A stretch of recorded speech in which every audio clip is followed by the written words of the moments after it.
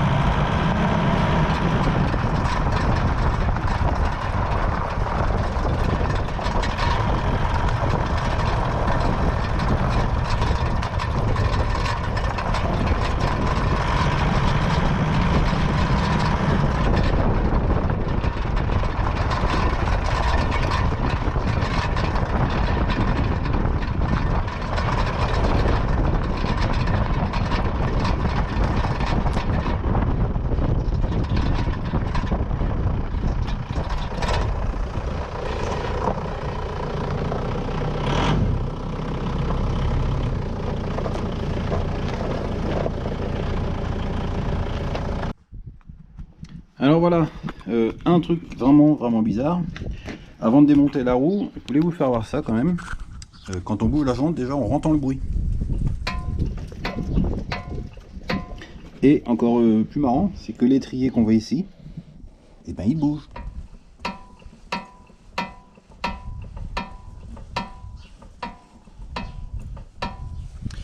Voilà, donc je vais démonter la roue, on va voir ça. Bon, et bien voilà, l'origine du problème est enfin trouvée. Eh bien, c'est pas compliqué à comprendre. Tout est bon, le disque est bon, les plaquettes sont bonnes, l'étrier est bon, le fonctionnement est très bon. En revanche, voilà, cet étrier-là, c'est ce qu'on appelle un étrier coulissant.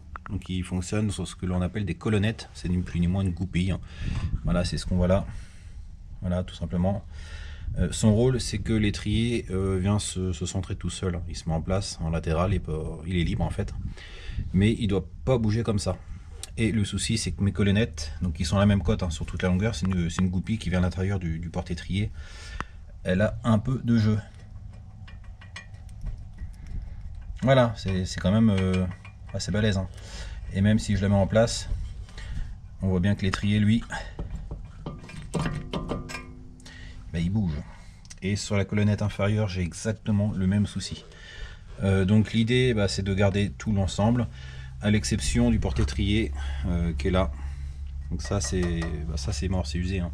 C'est le logement ici hein, de la goupille, hein, l'alésage hein, qui est dedans en fait, qui doit être usé. Ça a battu et puis bah, à force de battre, bah, ça a pris de plus en plus de jeu. Quoi. Donc là on est en confinement, je ne peux pas avoir la pièce, je ne peux pas aller la commander ni aller la réceptionner.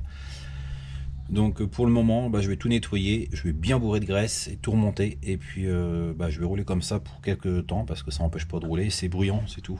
Mais bon, j'ai pas de risque de casse ou d'accident quelconque, hein, évidemment. Donc je vois que mes disques sont propres, hein, j'ai pas de mauvaises usures, j'ai pas de traces. J'ai regardé partout, j'ai pas de cailloux, j'ai pas de merde qui aurait pu passer dedans. Donc voilà, donc là je vais m'assurer de tout. Je vais remettre de la graisse partout. Je vais bien remonter, bien resserrer, et puis voilà.